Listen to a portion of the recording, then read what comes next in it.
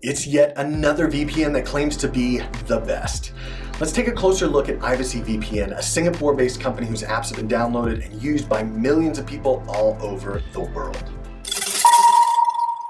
Welcome to another VPN review here on All Things Secured. My name is Josh, and as always, my goal here is to give you an honest, unbiased look at the IT companies that claim to secure our online activity as we browse the internet. In this comprehensive Ivacy review, I'm going to give you a quick look at the desktop and mobile apps. We're going to dive into the features and claims they make, and then we're going to look at the company behind the software. I'll wrap it up with my summary and recommendations, which you can skip to now if you like to, using these chapter markers here. Ivacy VPN is an app that is designed to encrypt your internet data between your device and a VPN server, a connection that is meant to add an extra layer of security to existing encryption measures like HTTPS and others. As with any VPN, Ivacy is not the end-all be-all solution for your personal online security needs. Listen to me carefully. You should never rely on a single piece of software to secure you 100% of the time. That being said, Ivacy offers an easy way to stream global content, securely download files, and evade internet censorship. And as you'll see in just a moment, they do so with a beautifully designed suite of apps that have been slowly iterated since they first launched the service in 2007. So before I start talking about the different features and benefits, let me jump onto my desktop computer and give you a look at the software.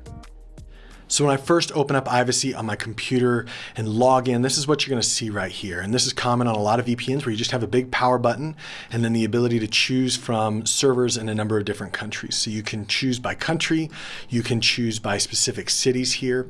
But what really makes Ivacy unique is that here on the left side, you can actually choose the best server based on what you're wanting to do, whether that's securely download files, stream, or unblock censored content. So if we want to do secure downloading, we have the ability to choose specific servers that are for P2P downloading, and there's a limited number here that you can choose from. If you're looking for streaming, it allows you to look and choose specific types of services that you want to stream. Now really all they're doing is they're going to be connecting you to the servers from the country for which that streaming service requires. So for example, Netflix US is going to connect you to a US server, whereas BBC is going to connect you to a server in the UK. And then finally, unblocking just gives you the ability to search, and this is where you don't want to search for the United States, or you can search for a country that is closer to yourself if you wanted to go to Singapore and connect to Singapore. But really it just allows you to choose the server that you want. The My Account is just going to show you exactly your user ID and how long your plan is. You can install this on other devices. And then the settings is surprisingly thin. I can tell it where I want it to start the app. I can have it start in the unblocking section or start in the secure downloading. And then really it just boils down to where I want to connect. What you're going to notice missing here, at least on this Mac version, is it doesn't give me the ability to connect to different protocols, different connection protocols. I don't have a VPN kill switch on Mac that's available on Windows and Android. So there are some discrepancies, like there are on many VPNs, between the settings that are available on different platforms, and Mac OS is surprisingly thin here. We're going to look in just a moment at the iOS to see what's different. But really that's all we've got. So I'm going, when I connect to a server, it's just going to take a couple seconds to find that. I've got to allow that connection if this is the first time that I'm using Ivacy on this particular computer, and then it's going to show me where I'm connected. Great, now let's transition to my iPad where you can see how the mobile app functions.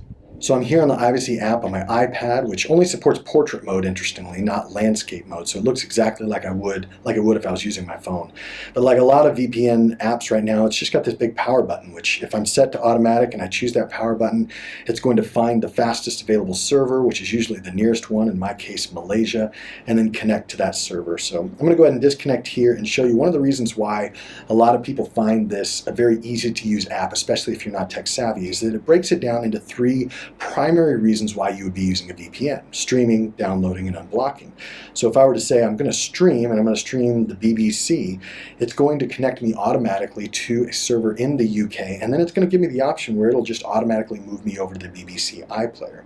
I don't want to do that right now, but that just makes it a little bit easier and more user-friendly, so I can scroll through which TV service I want to be watching. It's not necessarily going to mean that I have a login for those services, but it just means that I'm going to connect to the appropriate VPN for that. If I wanted to do secure downloading, I can turn on secure downloading, so it's going to choose specific peer-to-peer servers. And then if I wanted to just general unblocking, that's going to allow me to search for specific countries where I would connect to those servers. So that's the purposes side. I could go into the locations and just search for specific countries or specific cities. In general, I would recommend, unless you need to connect to a specific city or country, that you just go with automatic to connect to the fastest server. And then up here in the settings, you're going to find a couple different things. First of all, the protocols. If you remember, back in Mac, there was no option to change your protocols. In iOS, I've got the choice between IKEV2 and IPsec. And you've got different choices. You can do OpenVPN for Windows and Android, but that's not available for Mac and iOS devices. So it's slightly different depending on which platform you're using. They do offer something called on demand, which is kind of a reverse split tunneling. What this means is I could say that I want, this service to be on all the time, but I don't want to review you right now. I can enable specific domains. Whenever I am connecting to and logging on to a specific service, so let's say I've set up Facebook or All Things Secured, when I start logging on to those websites, because I've set them up as domains, Ivacy VPN will automatically turn on encryption for VPN encryption so that when I'm on those, I am encrypted. That's a really interesting setting right there. But really, that's about all you've got here. If you're going to log into a TV, they make it easy to do so using your mobile app and just connecting with a QR code instead of having to type in a password, which if you've ever tried to do that with a remote is extremely frustrating. And that's really it. It's a simple app that works really seamlessly, is easy to use, especially for those who aren't necessarily tech savvy. So like I said, beautiful apps for desktop and mobile devices that are incredibly simple to install and use. Now, as far as features go, I want to distinguish between standard VPN features and those that are unique to the Ivacy software. For example, Ivacy offers 256-bit encryption for all their connections, thousands of servers all across the globe, unlimited bandwidth, a no logs policy, an internet kill switch, although it's only for Windows and Android, and a 30-day money-back guarantee. But every VPN offers these features, or at least they should. So what are the features that make Ivacy VPN unique? First, they give you a generous 10 simultaneous connections, which means that you can connect 10 different devices simultaneously to their servers on the same account. Most VPNs give you somewhere between 3 and 6 simultaneous connections, so this is better than most. Ivacy allows users to pay for the service using a number of different payment options, including cryptocurrency, which surprisingly isn't standard in the VPN world. Keep in mind, though, that the 30-day money-back guarantee is not honored for those that purchase using cryptocurrency. I really like their Smart Connect feature, which focuses on the primary reasons you might be using a VPN, namely streaming, downloading, and unblocking. You don't have to be tech savvy to use their apps, and people tend to like the user experience. They have what they call on-demand VPN, which is an interesting feature I haven't seen anywhere else. You can enable the VPN to automatically connect anytime certain websites or domains are accessed. It's a unique spin on that split tunneling feature I've described in this video here, and I think it's a better way of accomplishing the same objective. They've been recognized as having some of the fastest server speeds on the market, which is a feature I don't normally mention because testing internet speeds assumes control of too many variables in my opinion. That said, if you're a hardcore gamer who needs lightning fast speeds, Ivacy might be a great option for you. And finally, they not only offer a dedicated app for Amazon Fire TV, which many VPNs offer, but they also have a Kodi app, which is much less common in this space. These are all great, useful features, but I feel like I need to mention one thing that I don't quite like about Ivacy VPN. As of this recording, they only offer a handful of older connection protocols as native options within a few platform apps. As I already showed you earlier, their iOS app only gives me options for IKEV2 and IPsec, while the Mac app doesn't even give me those options. If I want to use OpenVPN on my Mac, generally considered to be a more secure connection protocol, I have to download a third-party software and configure it manually. And while other VPNs are racing to integrate the new WireGuard protocol, the next generation of speed and security and VPN protocols, Ivacy is oddly silent.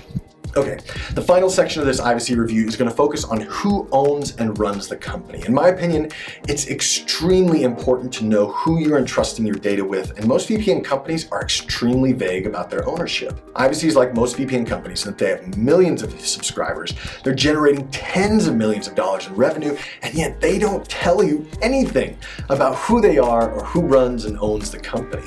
I asked Ivacy about this, and they sent me to a strange transparency page on their website that purported to be written by a man named Journalist, you can't make this stuff up, who had an informal question and answer session with a random guy named Frank at Ivacy, which was only published on their website. Anyway, the whole thing is poorly written and provides very little in the way of information. So due to the lack of information provided by Ivacy themselves, I've had to piece together my own picture of their company based on what I could dig up online. Older VPN reviews point to the fact that Ivacy was once owned, at least in part, by a Pakistani company called Gatatech. Now honestly, being located in Pakistan doesn't matter to me, although I do find it ironic to find a VPN company originally based in a country that bans VPNs. And that's probably why in 2016 the company base was officially moved to Singapore under the very ambiguous name PMG Private Limited Company. My guess is that this is just a shell company, and like most VPNs, their workforce is spread all across the globe. So why should this matter to you? Well, I'm gonna say this over and over and over again in these VPN reviews until the industry changes. Privacy and security are a product of trust, and they are empty marketing terms when I have no clue who I am entrusting my data with. In the end, it's going to be up to you to decide how comfortable you are with an opaque ownership model. So what's my final verdict on Ivacy VPN? I give them high marks for developing a service that offers numerous privacy-focused payment options, excellent apps, and unique features like Smart Connect and on-demand VPN. I wish they would natively integrate OpenVPN or WireGuard protocols, and I'm also not a big fan of companies whose entire corporate structure is hidden behind a wall of secrecy. Overall, I rate them a 4.3 stars out of 5, which I admit is a very subjective number. But for those who want a user-friendly Smart Connect features at a budget-friendly price, really low price, Ivacy VPN offers an excellent value there. If this video was helpful for you, please give it a thumbs up. Questions go in the comments below, and I always encourage you to subscribe and click that little bell button for All Things Secured YouTube channel. I really appreciate it. Have a great week.